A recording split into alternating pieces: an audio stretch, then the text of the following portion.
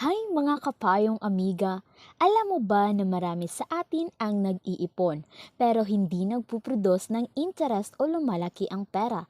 Kung gusto mo malaman ang best way to save money in the bank sa Pilipinas para hindi lang safe ang pera mo, kundi tumubo din ito, nasa tamang video ka. Sa video na ito, ipapakita ko sa iyo ang mga practical tips para ma-maximize ang savings mo kahit ikaw ay nasa Pilipinas o OFW sa abroad. Pero bago tayo magsimula, make sure na i-like mo ang video na ito, mag-subscribe at i-click ang notification bell para hindi ka mahuli sa aming mga smart money tips. Bakit mahalaga ang pag-iipon sa bangko? Bago tayo sa techniques, let's first understand bakit mahalaga ang pag-iipon sa bangko. Number 1, safety of your money. Mas safe ang pera mo sa bangko kaysa sa bahay, hindi basta-basta mawawala o masisira. Number 2, earn interest. Unlike cash sa wallet, may maliit man o malaking interest ang savings sa bank, over time lumalaki ang pera mo. Number 3, financial discipline. Kapag may bank account ka, mas structured ang pagtitipid. Mas madali rin mag-track ng expenses at goals mo. Choosing the right bank account. Isa sa pinakamahalagang step sa pagsasave sa bank ay piliin ang tamang account. May dalawang common options. Number 1, regular savings account.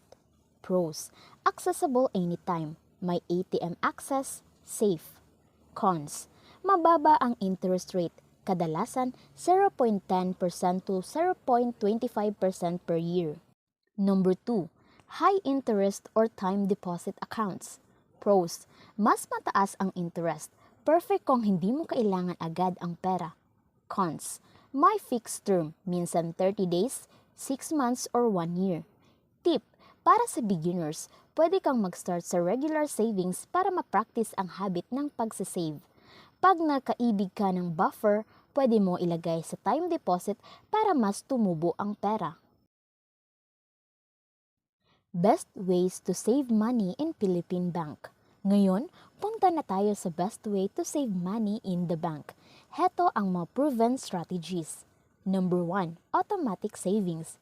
Mag-set up ng automatic monthly transfer mula sa iyong salary account papunta sa savings o time deposit. Example, 5,000 pesos per month automatically pumupunta sa savings account. Hindi mo ito mahahawakan pero tumutubo ang pera. Number 2, use multiple accounts for different goals. Magkaroon ng separate accounts para sa emergency fund, short-term goals at long-term savings para organize at malinaw ang pera mo. Number 3, take advantage of promotions. Maraming bangko sa Pilipinas ang nag-o-offer ng promos, higher interest for first deposit, cash incentives or rewards. Example, BDO, BPI, Security Bank at Union Bank. Number 4, time deposits for higher interest. Kung may extra cash ka, pwede mo itong i-invest sa time deposit na may higher interest. Tip, compare interest rates ng different banks para mas mapalaki ang kita mo. Number 5, track your savings and avoid withdrawals. Mag-monitor ng account monthly. Huwag basta-basta i-withdraw ang pera unless for emergencies. Discipline is the key. Tips para sa OFWs at mga Pinoy sa abroad. Kung ikaw ay OFW, may special tips para sa iyo. Number 1, open a Philippine bank account online. Maraming banks allow remote opening, lalo na kung may valid ID at proof of income. Number 2, send money directly to savings.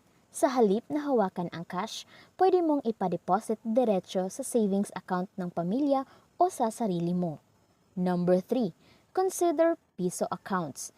Para hindi malugi sa foreign exchange, i-keep ang pera sa piso-based accounts sa Pilipinas. So mga kapayong amiga, recap natin. Una, piliin ang tamang bank account, regular savings versus time deposit. Pangalawa, mag-set up ng automatic savings para hindi mahawakan agad ang pera. Pangatlo, separate accounts para sa different goals. Pang-apat, take advantage sa bank promos at higher interest rates. Panglima, Huwag basta-basta mag-withdraw, track your progress. Remember, saving money is not just about discipline, but also about being smart with your money. Kung nagustuhan mo ang video na ito, i-like, i-share sa kaibigan at pamilya.